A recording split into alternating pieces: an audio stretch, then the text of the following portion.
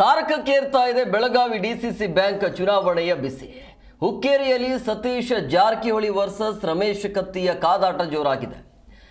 ಯಾದಗೂಡ ಗ್ರಾಮದಲ್ಲಿ ಪಿಕೆಪಿಎಸ್ ಸದಸ್ಯರ ಕೋರಂ ಸಭೆ ಆಯಿತು. ಬೆಳಗಾವಿ ಜಿಲ್ಲೆ ಹುಕ್ಕೇರಿ ತಾಲೂಕಿನ ಯಾದಗೂಡ ಗ್ರಾಮದಲ್ಲಿ ಒಟ್ಟು 11 ಸದಸ್ಯರ ಸಂಖ್ಯೆ ಇದೆ. ಅಂದರೆ ಯಾದಗೂಡ ಪಿಕೆಪಿಎಸ್ ಈ ಒಂದು ಗುಂಪು. ಈಗ ಸತೀಶ್ ಜಾರಕಿಹೊಳಿ ಪರವಾಗಿ 6 ಜನ ಸದಸ್ಯರ ಬೆಂಬಲ ಇದೆ. 11 ಜನರ ಪೈಕಿ 6 ಜನ ಇರೋದು ಸತೀಶ್ ಜಾರಕಿಹೊಳಿಯ ಪರವಾಗಿ. ಕ್ಲಾರಿಟಿ ಸಿಗ್ತಾ ಇದೆ. ಈಗ ರಮೇಶ್ ಕತ್ತಿ ಪರವಾಗಿ 5 ಜನ ಸದಸ್ಯರ ಬೆಂಬಲ ಇದೆ. ಸೊ ಹಂಗಾಗಿ 6 ಜನ ಸದಸ್ಯರನ್ನ ಭದ್ರತೆಯಿಂದ ಈಗ ಕರೆ ತಂದಿರುವಂಥದ್ದು ಜಾರಕಿಹೊಳಿ ಅವರು. BI ವೋಟ್ ನಂತರ ಸದಸ್ಯರ ಕೋರಂ ಠರಾವು ಪಾಸ್ ಆಗತ್ತೆ. ಸತೀಶ್ ಜಾರಕಿಹೊಳಿ ಪರವಾಗಿ ಮತದಾನ ಸದಸ್ಯನ ಆಯ್ಕೆ ಇರುವಂಥದ್ದು. ಸೊ ಹಂಗಾಗಿ ಕತ್ತಿ ಭದ್ರಕೋಟೆಯನ್ನ ಸತೀಶ್ ಜಾರಕಿಹೊಳಿ ಇಲ್ಲಿ ಭೇದಿಸಿದ್ದಾರೆ. ಮೇಲ್ನೋಟಕ್ಕೆ ಸ್ಪಷ್ಟವಾಗ್ತಾ ಇದೆ ಜಾರಕಿಹೊಳಿ ಪರವಾಗಿ ಸದಸ್ಯರ ಬೆಂಬಲ ಇದೆ ಅನ್ನೋದು. ಸೊ ಹಂಗಾಗಿ ಈಗ ಅಲ್ಲಿ ಅಹಿತಕರ ಘಟನೆ ನಡೆಯದಂತೆ ಪೊಲೀಸ್ ಬಿಗಿ ಬಂದೋಬಸ್ತ್ ನೀಡಲಾಗ್ತಾ ಇದೆ. ಸಮಸ್ಯೆ ಆಗಬಾರ್ದು ಅಂತೇಳಿ ಮೊನ್ನೆ ನೀವು ನೋಡಿದ್ರಿ, ಗಂಡ ಹೆಂಡತಿ ಒಬ್ರು ಕತ್ತಿ ಪರವಾಗಿದ್ರೆ ಇನ್ನೊಬ್ರು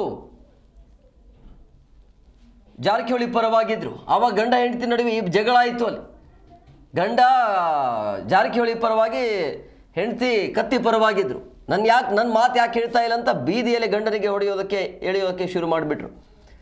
ಸೊ ಈಗ ಸ್ಪಷ್ಟವಾಗಿ ಗೊತ್ತಾಗ್ತಾ ಇದೆ 6 ಜನರ ಸದಸ್ಯರ ಬೆಂಬಲ ಇದೆ ಅಂತ. ಈ ಬಗ್ಗೆ ಮತ್ತಷ್ಟು ಮಾಹಿತಿ ನೀಡ್ತಾರೆ ನಮ್ಮ ಪ್ರತಿನಿಧಿ ಶಹಬಾಜ್ ಫೋನ್ ಸಂಪರ್ಕದಲ್ಲಿದ್ದಾರೆ.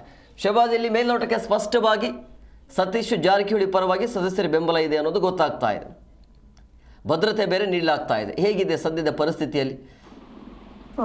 ಹೌದು ಹೇಮರಾಜ್, ಏನಂತಂದ್ರೆ ನಿನ್ನೆ ಅಷ್ಟೇ ನಡೆದಿರುವಂತ ಘಟನೆ ಎಲ್ಲ ನೋಡಿ ಗಮನಿಸಿ ಇವತ್ತು ಏನು ಯಾದವಾಡದಲ್ಲಿ ನಡೆಯುತ್ತಿರುವಂತ ಕೋರಂ ಸಭೆಯನ್ನು ಬಿಗಿ ಪೊಲೀಸ್ ಬಂದೋಬಸ್ತಿಯಲ್ಲಿ ಇವತ್ತು ನಿಯೋಜನೆ ಮಾಡಿರುವಂತದ್ದು. ಹೀಗಾಗಿ ಸುಮಾರು ಒಂದು 6 DR ವ್ಯಾನ್ಗಳು, ಆಮೇಲೆ 2 DYSP, 4 ಜನ CPI, 11 ಜನ PSIಗಳನ್ನು ಕೂಡ ನಿಯೋಜನೆ ಮಾಡಿ ಈ ಒಂದು ಫೋರಂ ಮೀಟಿಂಗ್ ಅನ್ನು ಯಶಸ್ವಿಯಾಗಿ ನಡೆಸಲಾಯಿತು.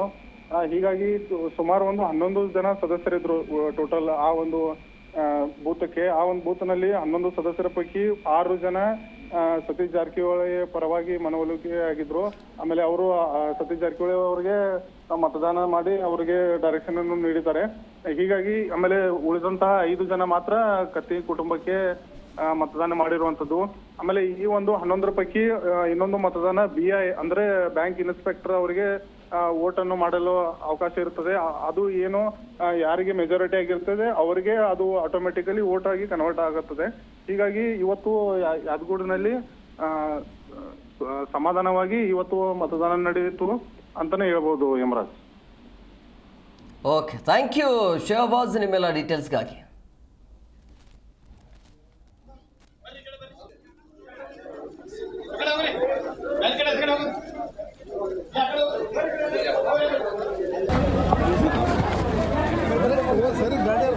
ग्लास सीट हाकने ग्लास सीट हाक